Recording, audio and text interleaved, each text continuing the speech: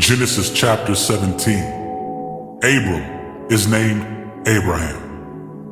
When Abram was 99 years old, the Lord appeared to him and said, I am El Shaddai, God Almighty. Serve me faithfully and live a blameless life. I will make a covenant with you, by which I will guarantee to give you countless descendants. At this, Abram fell face down on the ground. Then God said to him, This is my covenant with you. I will make you the father of a multitude of nations. What's more, I am changing your name.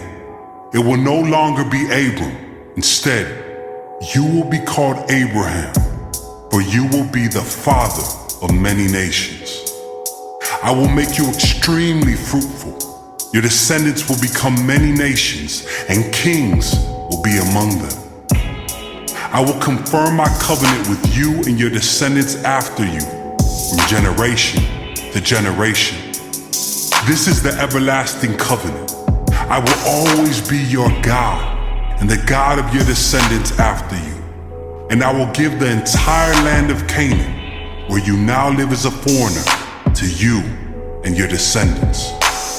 It will be their possession forever, and I will be their God. The mark of the covenant.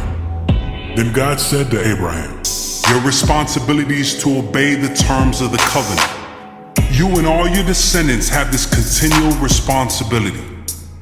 This is the covenant that you and your descendants must keep. Each male among you must be circumcised. You must cut off the flesh of your foreskin as a sign of the covenant between me and you. From generation to generation, every male child must be circumcised on the 8th day after his birth. This applies not only to members of your family, but also to the servants born in your household and the foreign-born servants whom you have purchased. All must be circumcised. Your bodies will bear the mark of my everlasting covenant. Any male who fails to be circumcised will be cut off from the covenant family for breaking the covenant. Sarai is named Sarah. Then God said to Abraham, Regarding Sarai, your wife, her name will no longer be Sarai. From now on, her name will be Sarah. And I will bless her and give you a son from her. Yes, I will bless her richly, and she will become the mother of many nations.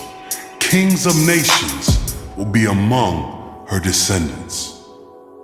Then Abraham bowed down to the ground, but he laughed to himself in disbelief. How could I become a father at the age of 100? He thought. And how can Sarah have a baby when she is 90 years old? So Abraham said to God, May Ishmael live under your special blessing.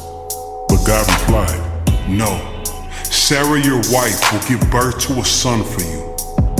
You will name him Isaac. And I will confirm my covenant with him and his descendants as an everlasting covenant.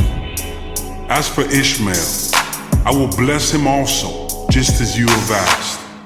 I will make him extremely fruitful and multiply his descendants. He will become the father of 12 princes, and I will make him a great nation. But my covenant will be confirmed with Isaac, who will be born to you and Sarah about this time next year. When God had finished speaking, he left Abraham.